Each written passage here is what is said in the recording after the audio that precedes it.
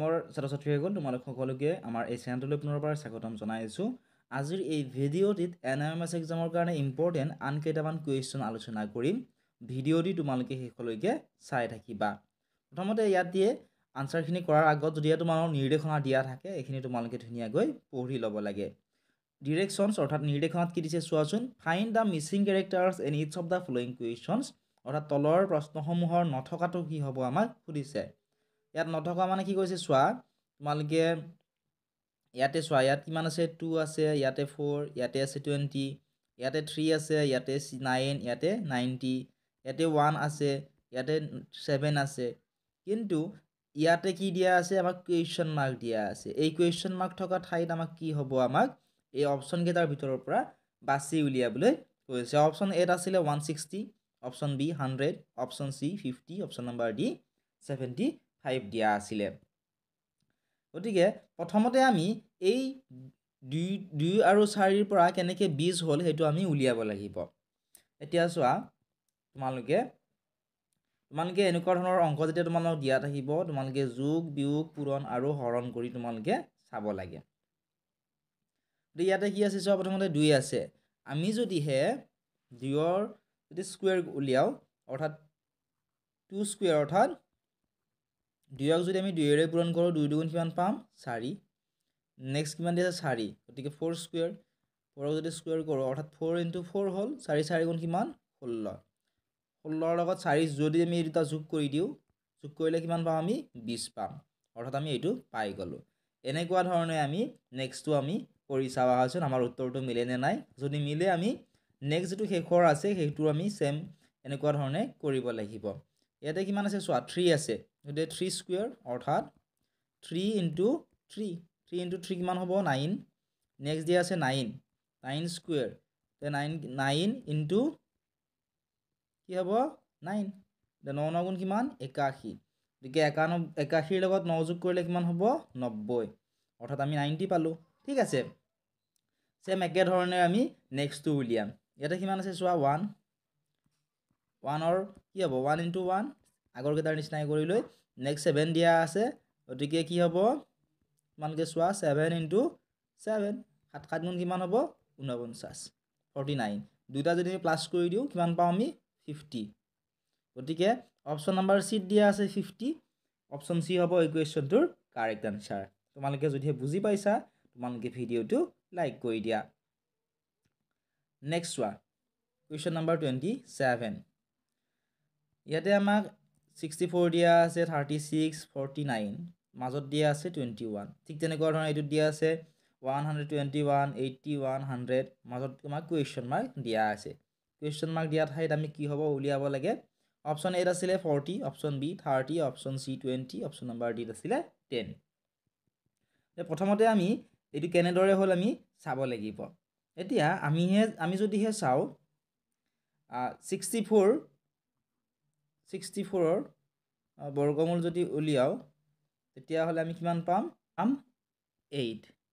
ঠিক তেনেকুৱা ধৰণে আমি যদি 36ৰ উলিয়াও আমি কিমান পাম 6 কাৰণ 6 6 গুণ 37 49ৰ আমি কিমান পাম 7 কাৰণ 7 7 গুণ কিমান 49 এই তিনিটা যদি আমি যোগ কৰি দিওঁ কিমান পাম যোগফলটো 28 হ'ব 14 14ৰ লগত 7 যোগ কৰিলে হ'ব 21 অৰ্থাৎ 21 পালোঁ অৰ্থাৎ আমি এই যিটো মাজত আছিল সংখ্যা এইটো আমি পাই গ'লোঁ। ঠিক তেনেকুৱা ধৰণে আমি সেম নিয়মত আমি এইটো আমি উলিয়াব লাগিব। এতিয়া যদি ইয়াতে কিমান আছে 121 যদি বৰ্গমূল উলিয়াও 121ৰ কিমান পাম 11 পাম 81ৰ কিমান পাম তোমালোকে চোৱা 81ৰ কিমান পাম 81ৰ 9 পাম 100ৰ কিমান পাম 100ৰ আমি 10 পাম। এই তিনিটা যদি আমি যোগ কৰি দিওঁ 11 9 হৈ গ'ল 19 19ৰ লগত 11 9 হৈ গ'ল 20 20ৰ লগত 10 যোগ কৰিলে হ'ব কিমান 30 গতিকে অপচন নম্বৰ বি হ'ব এই কুৱেশ্যনটোৰ কাৰেক্ট আনসাৰ।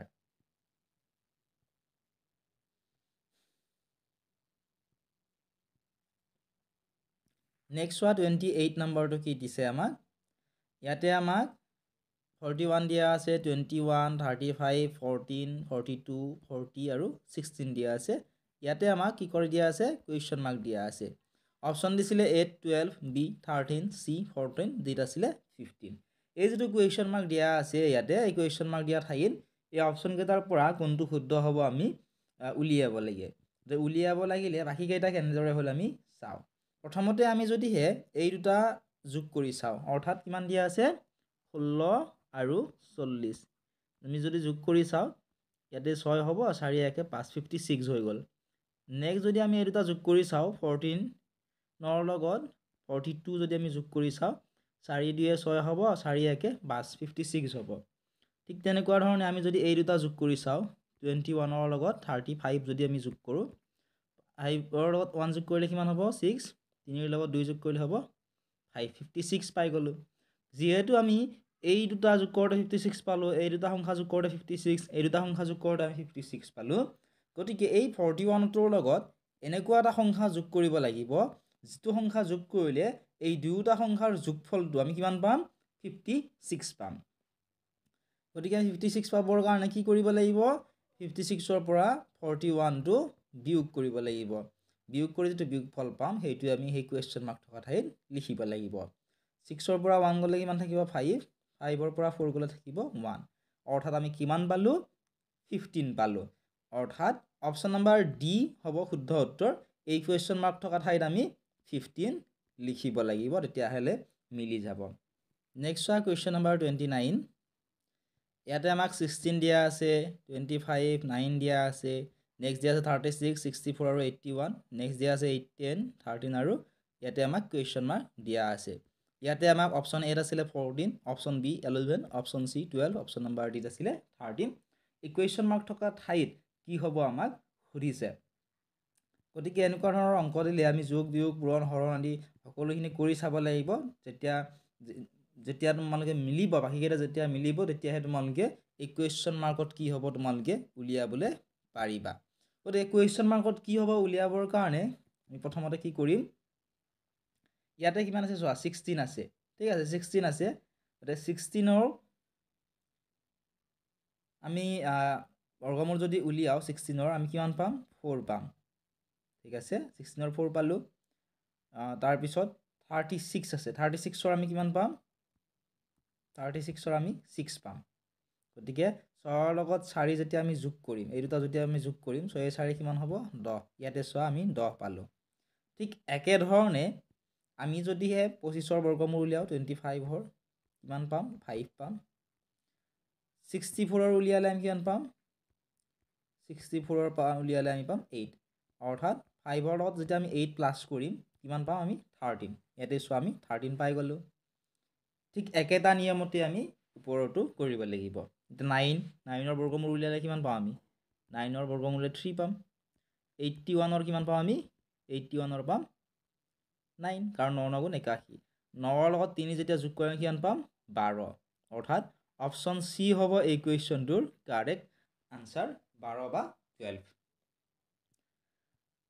নেক্সট প্ৰশ্নটো চোৱা প্ৰশ্ন নম্বৰ 30